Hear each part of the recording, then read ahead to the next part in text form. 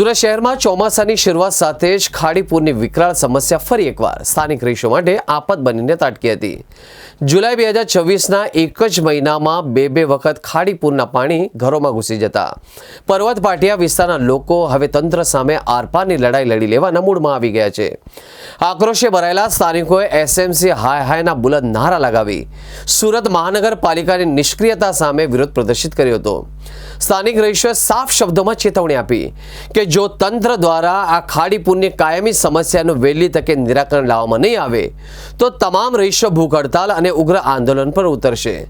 પર્વત પાટિયા વિસ્તારમાં ઋષિ વિહાર, સત્યમ, શિવમ, સુંદરમ, માધવબાગ, નંદનવન, વૃંદાવન શ્રી, વર્ધન હાઉસ, રણછોડ નગર, શાંતિનગર, ગણેશનગર અને એસકે નગર જેવી અનેક સોસાયટીઓ ખાડીપૂરના પાણીમાં ગરકાવ થઈ હતી અને માત્ર અડધા કલાકના જ ગાળામાં જ પાર્કિંગથી લઈને ઘરોની અંદર સુધી પાણી ભરાઈ જતા લોકોને પોતાના કિંમતી સામાન ઊંચા સ્થળે ખસેડવા મૂક્યા હતા।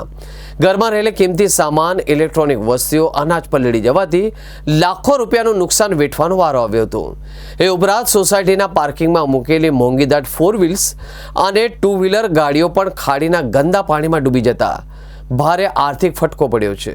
કરોડપતિ છીએ બરાબર, પણ એસએમસી ના પાપે આજે અમે લાખોમાં નથી રહ્યા અને આ એક વર્ષની નહીં, છેલ્લા 10 વર્ષથી તો દર વર્ષે અમારે પાણી આવે।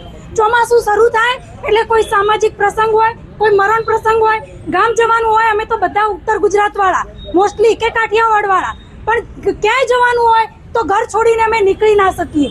લોકો વિચાર કરે ક્યાં છો, અને સુરતની એસએમસી શું વાત કરો સાહેબ, પૈસાની રીતે ફર્સ્ટ નંબરની ગુજરાતમાં સુરતની એસએમસી ફર્સ્ટ નંબરમાં આવે પૈસાની રીતે, તો ક્યાં ગયા તમારા પૈસા? અને પૈસા તો નથી જોઈતા અમારે, ખાલી આ ખાડીનો નિકાલ કરો ને સાહેબ। અને સ્માર્ટ સિટી કઈ રીતે સ્માર્ટ સિટી? તમે એની ગંદકી તો અહીંયા આવીને જોવો પાણીમાં, અમારા ઘર આગળ આટલા કિચડ, છોકરા નીકળે કેવી રીતે, ઘરડા દાદા દાદી કરે શું, અને સામાન ચડાવવામાં તો ટાઈમ જ નથી મળ્યો। એક અડધા કલાકમાં પાર્કિંગમાંથી અડધા કલાકમાં અમારા ઘરમાં પાણી આવ્યું છે। સામાન ચડાવીએ, વ્હીકલો બહાર મૂકીએ કે કરીએ શું? બધાની 4 વ્હીલો 2 વ્હીલો બધી જ પાણીમાં ડૂબી છે। નેતાઓ કોઈ આવ્યા નથી। એક આવડી દૂધની થેલી લઈને, અલા દૂધની થેલીઓ નથી જોઈતી, અમે તો બધા પૈસે ટકે ભગવાનના પ્રતાપે સુખી છીએ, પણ એસએમસી ના પાપે દુખી છીએ। અહીંયા શું એક બાટલી દૂધ માટે અમે બેસેલા છીએ? તમે એક બાટલી દૂધ આપશો તો શું અમારું બધું નિરાકરણ થઈ જશે? લાખોનું નુકસાન થયું છે, એ કોણ ભરપાઈ કરશે? પહેલા એ તો જણાવો અમને, અમે કેટલા હેરાન થઈ છે। ઘરના મા બાપ હોય છે, એમને તો અમારે પહેલા ક્યાં લઈ જવા એ સવાલ છે। સગાવાલાના ઘરે લોકો જતા નથી તો અમે ક્યાં મૂકી આવીએ એ લોકોને? શું તમે એ લોકોની સારવાર માટે આવી શકો છો? એ લોકોને દવાની જરૂર પડે છે, પાણીની જરૂર। આ વખતે તો અમે પાણી વગર તરસી મર્યા છીએ, પાણી નથી। લોકોને કેટલી બીમારીઓ થઈ ગઈ છે। હું જ્યારે બહાર જઈને ઘરે આવી તો મારા ઘરના બધા જ બીમાર હતા। તે બધાનું શું કરવાનું? મારે અત્યારે આવે છે કોઈ અમને દવા આપવા કે અમારી સેવા કરવા? થાકી ગયા છીએ હવે, થોડી તો શરમ કરો। આટલા પૈસા તમારી પાસે આવે છે તો ક્યાં ખિસ્સા ભરવા છે તમારે લોકોને? આટલા 1-2 માણસો તો બરાબર છે, લાખો માણસો તકલીફમાં છે। થોડી તો દયા જાણો, લોકોના કારખાના પાણીમાં છે, લોકોના ઘર પાણીમાં છે। પાણીમાં તમે આવીને અંદર ઘરના અંદર તો જુઓ કેટલા પાણી ભરાયેલા છે। અરે માણસ નીચે ઉતરીને પોતાનો સામાન ઉપર નથી ચડાવી શકતો, કારણ કે માણસ પોતે આખો ડૂબી જાય એટલા પાણી ઘરની અંદર છે। અરે સાપ આવે છે, અરે કોઈને કઈ નુકસાન થઈ જશે તો કોણ તમે લોકો ભરપાઈ કરશો?